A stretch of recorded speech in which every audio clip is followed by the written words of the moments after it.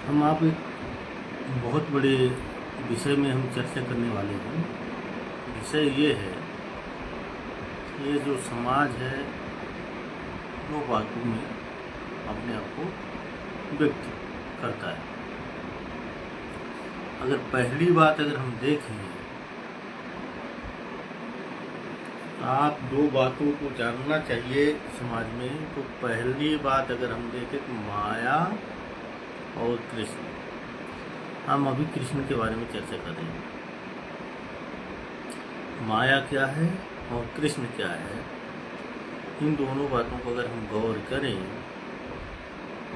तो तभी हमको निसंदेह ज्ञान मिलेगा। अगर हम कृष्ण क्या है तभी आपको ज्ञानपूर्ण है। जो निसंदेह इतने अच्छे हैं।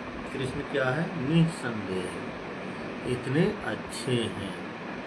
यदि आप किसी भी तरह से उनको पूर्ण शरणागत, आप अगर कृष्ण को किसी भी तरह से पूर्ण शरणागत होते हैं तो आपको ज्ञान की खोज करने की आवश्यकता नहीं है,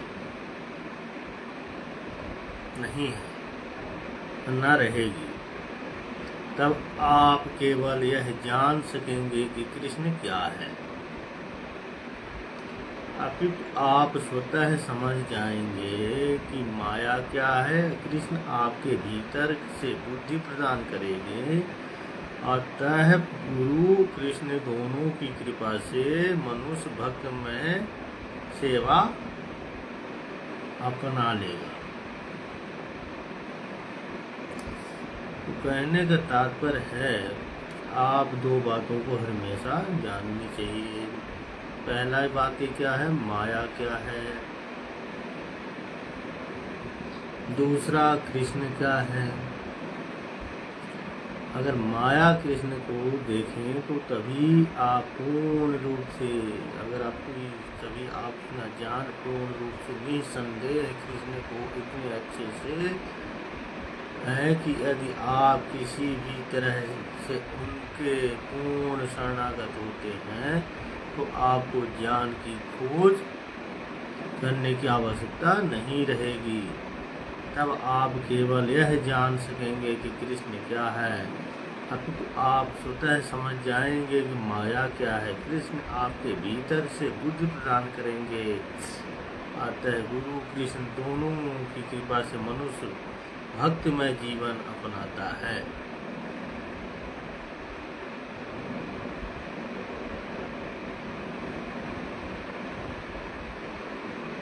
अगर हम देखें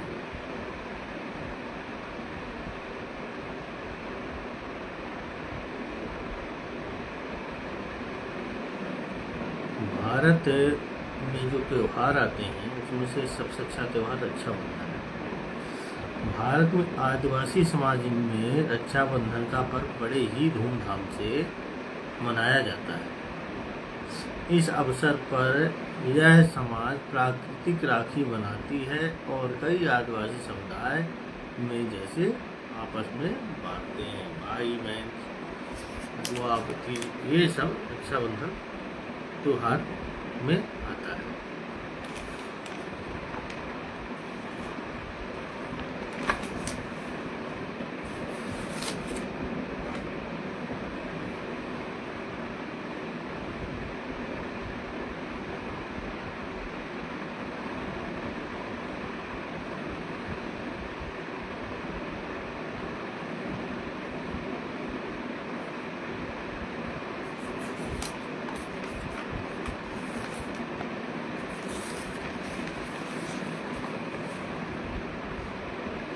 संसार क्या है? दुनिया या जगत न एक व्यापक शब्द है। दुनिया या जगत एक व्यापक शब्द है जो भौतिक और आध्यात्मिक दोनों पहलुओं के सामूहिक पहलुओं से सहमति से बनता है, सहमति करता है। भौतिक रूप से यह हमारे आसपास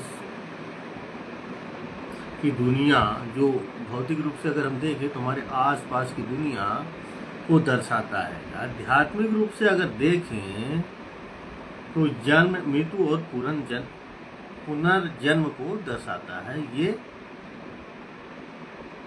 क्या है? संसार। संसार का पहला शब्द अगर देखा जाए तो भौतिक शब्द है, दूसरा है आध्यात्मिक शब्द, और तीसरा अगर हम देखें तो भौतिक शब्द और आध्यात्मिक शब्दों में अंतर अलग अलग है। यह वह दुनिया जिसमें हम आप सब शामिल हैं और अनुभव करते हैं कि जिसमें पृथ्वी, आकाश, इंद्रियां, पहाड़, ये सब शामिल है हमारे भौतिक जीवन में। उसी तरह आध्यात्मिक में क्या आता है? यह कर्म और पुनर्जन्म के चक्र को दर्शाता है, जहाँ व्यक्तिगत अपने कर्मों के अनुसार विभिन्न योनि में जन्म लेता है।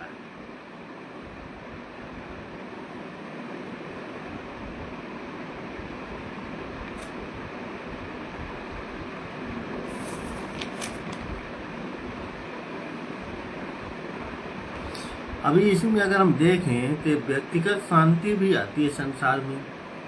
यह एक ऐसी स्थिति है जहां व्यक्ति मानसिक और भावनात्मक रूप से शांत और स्थिर महसूस करता है। उसमें आत्मा जागरूकता, आत्मा स्वीकृति और दूसरों के प्रति सम्मान शामिल है। सामाजिक शांति यह एक ऐसी स्थिति है जहां समाज में संघर्ष और हिंसा की अनुपस्थिति होती है और न्याय, समानता के सभी के लिए एक समान अवसर शामिल होते हैं। अगर हम इसी पे देखें, तीसरा वैश्विक शांति है, समाज के अंदर ही आ रहा है ये सब कुछ। यह एक ऐसी स्थिति है जहां देश, समुदाय के बीच में दोनों संघर्ष अनुपस्थितियों को अंतर्राष्ट्रीय सहयोग से कूटनीति के रूप में शांत किया जाता है। ये समाज की शांति में आता है। तो समाज हमारे परिवार को आगे ले जाने का कार्य करता है। जब हम समाज के साथ जुड़ते हैं तो समाज हमारे कर्तव्यों का दायित्व संभालता है। हमारे कर्तव्य क्या है? अगर हम अपने कर्तव्य देखें, इस समाज के साथ रहने का कर्तव्य क्या है, चलने का कर्तव्य क्या है, बोलने का कर्तव्य क्या है, उनके साथ व्यवहार करने का कर्तव्य क्या है, ये समाज के कर्तव्य में आता है। जैसे हम एक उदाहरण लें कि हम किसी व्यक्ति को अपनी बात बता रहे हैं, वो बात निस्वार्थ होनी चाहिए और स्वतंत्र होनी चाहिए, क्योंकि हमारा कर्तव्य है किसी को अच्छी चीज़ें बताना समाज में। ये हमारा, आपका, सबका कर्तव्य है। अगर पहला कर्तव्य अगर हम अच्छे से निर्वाह करें, कोई आपके पास आया है किसी कार्य को लेके और उस कार्य को आपने नहीं सही ढंग से समझाया, नहीं बताया, वो कार्य गलत तरीके से बताया गया, तो कर्तव्यहीन हो सकता है। हमें अपने कर्तव्य का पूर्ण रूप से पालन करना चाहिए। दूसरा अगर हम देखें इसी में, तो समाज में जागरूकता की जरूरत होती है। पहले भी लोगों को जागरूकता की जरूरत पड़ती थी, आज भी जरूरत है। तो समाज जागरूकता के अधीन चलता है। अगर हमारे अंदर जागरूकता है कोई कार्य करने का, समझने का, समझाने का और अगले को बताने का, ये समाज का दायित्व होता है, एक दूसरे को सहयोग करना। तीसरा समाज का दायित्व होता है, कर्तव्य होता है, हर व्यक्ति के साथ समन्वय मिलाकर चलना। समन्वय मिलाकर चलना, शांति प्रदान करना, शांति सद्भाव के साथ चलना, ये समाज की दायित्व है। हम समाज में अपने साथ बड़े बुजुर्ग, अड़ोस पड़ोस, नात रिश्तेदार, भाई बंधु, दोस्त मित्र, इनका सबका सम्मान करना चाहिए। मगर आज का समाज क्या कर रहा है? एक दूसरे को सम्मान करने के बजाय एक दूसरे की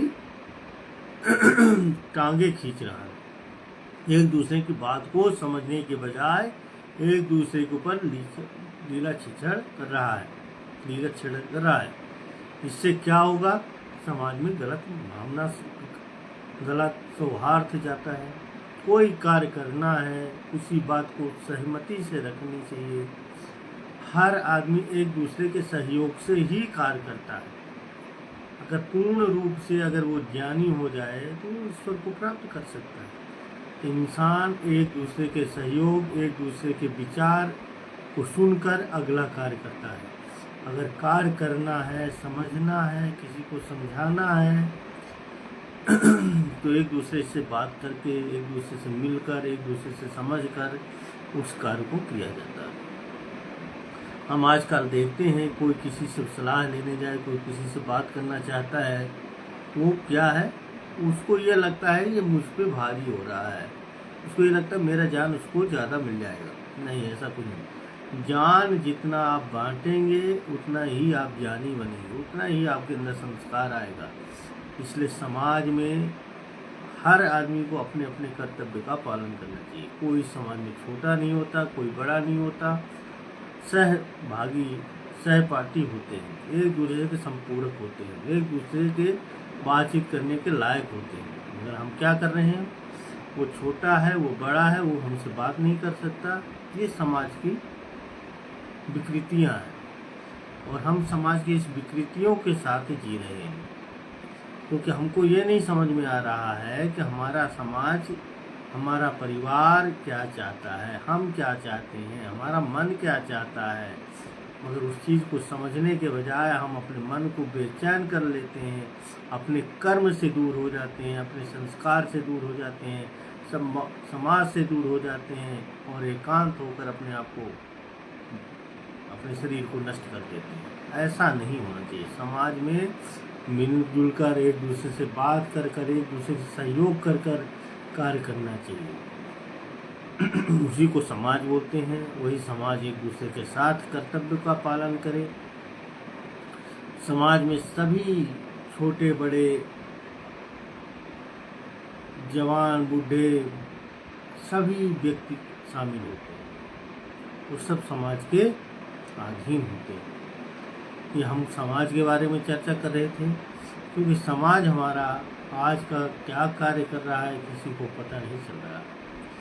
हर व्यक्ति अपने अपने सोच से परे कार्य कर रहा है। जो कार्य करना चाहिए वो कार्य नहीं हो रहा है, जो कार्य नहीं होना चाहिए वो कार्य हो जाता है। ये समाज की विकृति है। इस समाज से सीख लेनी चाहिए, क्योंकि समाज में अच्छे अवधारणा के साथ, अच्छे विचार के साथ समाज में आना चाहिए, अच्छे लोगों के साथ बैठना चाहिए। उससे ज्ञान बढ़ता है और ज्ञान बांटने से और बढ़ेगा।